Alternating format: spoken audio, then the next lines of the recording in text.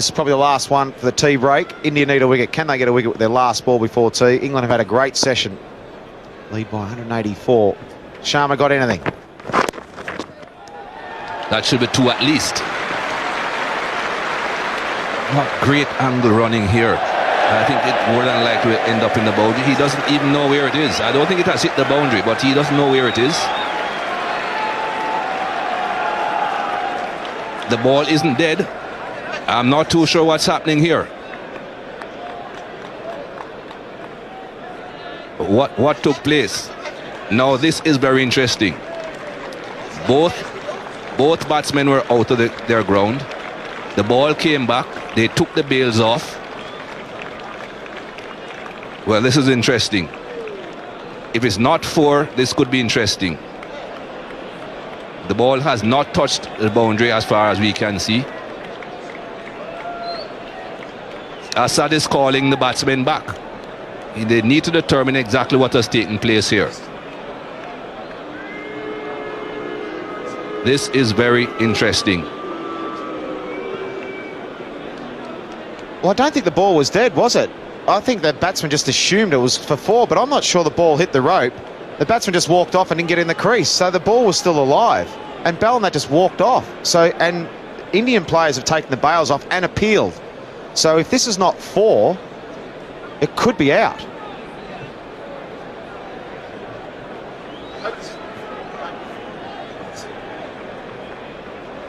This is very interesting. What will the umpires decide? It's obvious that the 2 English batsmen thought the ball was dead. They thought it was 4 runs. They are walking off again. They were told to stop, but they are continued walking. This is interesting.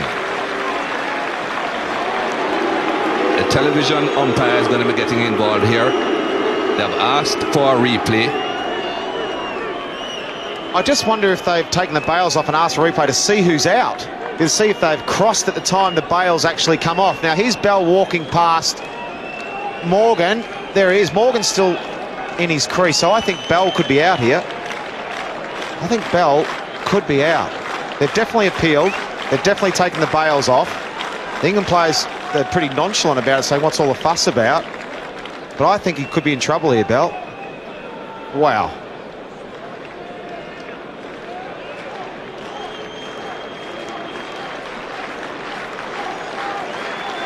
Well, the television replay umpire needs to see this again. He's asking to see it again because they have determined already that the ball was not dead.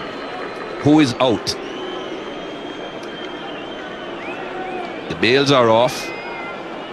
I think Bell is closest to that end. If they're going to make a decision here that the ball wasn't dead and someone is out, I think it's Bell. It's an unfortunate situation, but a careless move by the 2 English batsmen. Well, let's see. That's it. He's out. And I would think it's Ian Bell that's out because he was the man closest to that end. And this is not going to be a happy situation here. That's carelessness, but it's not a happy situation. I don't think it's really in the spirit of the game, to be fair. It's definitely not in the spirit of the game, and it's a pretty ordinary moment, to be honest.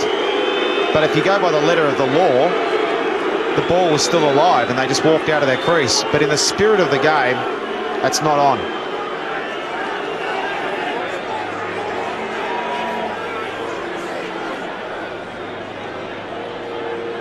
Well, not the first time we're on this ground we are seeing that sort of reaction from the team or the person in the home dressing room.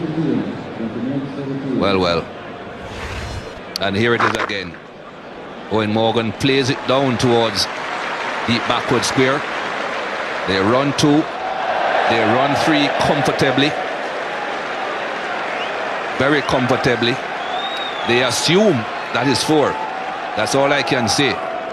Ian Bell wanders out of his crease and the ball comes back and the bails are removed. Yeah, when you look at back full like that, India, it's just out. It never went back to his crease. The ball was still alive. Wow, you don't see that very often. Andrew Strauss is definitely not happy. going to tee with all sorts of turmoil, Mikey. Well, that's the match summary at the moment. England are 187 runs ahead, 4 wickets down. Who knows what will happen with Jonathan Trott? Well, tea is nearly done and dusted. It's nearly time to start again with the final session of the day. This is the talking point, of course. Right on the cusp of tea, the final ball of the session. England see this ball go to the boundary, so they think. Everyone relaxes, Ian Bell turns, bat goes down, turns, and they think that's it. They've got 4, they think Morgan has 4, they think it's time to call over, they think it's time for tea, but the ball is still alive. And that's what the umpires looked at, that's what the umpires decided. So England are now 4 down for 254, Bell out for a magnificent 137. So 1 session to go, time to start again. Here are David Lloyd and Michael Atherton. Well. England lead by 187. No sign yet of umpires or players. It might just kick off in this final session. So if you're sat at home with the telly on, don't leave us. Get a cup of tea and settle in for the final session, because it could be spicy. For what it's worth, I agreed with Nasser Hussain, David Gower and Sanjay Mandraker at tea. I think the ball was live.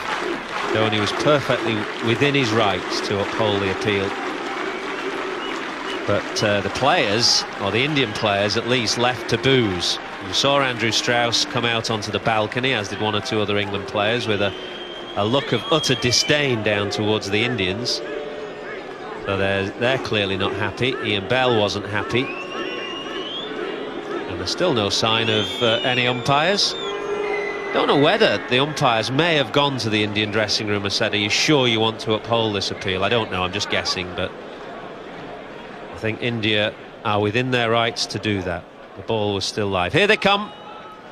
Asad Rauf and Marais Erasmus, who handle that situation to the letter of the law, and they'll get boos here, which is unfortunate, because a lot of people around the ground will be in the dark. I think they won't know what has happened, and they're taking it out on 2 umpires here who've performed their duties diligently and to the letter of the law, and done exactly the right thing, in my opinion.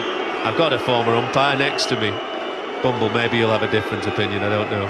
I just thought it was sharp practice. We hesitate as to what happens next. I've never seen that in a game of cricket. I've been around a long time. The umpires, custodians of the laws of the game. It's in the laws of the game. You've got the option to go to the captain. Do you want to uphold the appeal? The captain, I think, has said yes. I'll give you something else. I don't think that Ian Bell was attempting a 4th run. He touched down for his 3rd run, and he was under a misapprehension that the ball had gone for 4. The ball was still live. It's messy. Happened to me, actually, in Bridgetown, a test match where Desmond Haynes hit a ball. Phil Tufnell gave chase. He stopped it trying to go for 4. Desmond Haynes thought it had gone for 4. Was wandering out to the middle of the pitch to have a chat with his mate. Can't remember who it was. The throw came in, and we appealed. And by the letter of the law, Desmond Haynes should have been given out, but he wasn't. So go on, you just tell me a little bit more what happened there with Desmond Haynes. Umpires just said dead ball. They were wrong to do so, but there are more boos here. Enormous boos for MS Dhoni as he leads his team out. Which again is unfortunate, I think, because I'm not sure that people around the ground would have been aware. Sarcastic applause, you'd say, from England. I don't think that was applause with a great deal of feeling. Well, as you said, it's got messy. Not seen that sort of thing on a cricket field, and with the letter of the law, he's out, and a resounding cheer for England as they come back out again. You know, well, maybe the applause from England was genuine, because what has clearly happened here, unbeknownst to us, is that MS Dhoni has withdrawn his appeal, clearly.